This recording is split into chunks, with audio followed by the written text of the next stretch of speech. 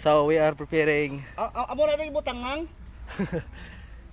organic concoctions, fermented fruit juice, molasses with banana and other ripe fruits mixed with molasses to be sprayed in the rice field beside the alumni house. 20 liters lang.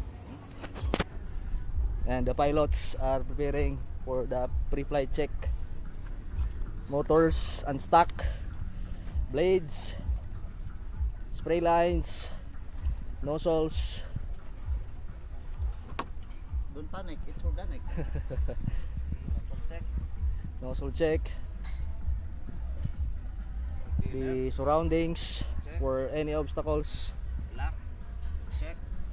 Since this aircraft will not fly if there are obstacles, especially nearby the aircraft, since obstacle avoidance is on radar and proximity sensors will detect the obstacles. Hindi naman ko na Detect na. Paron nila na karon.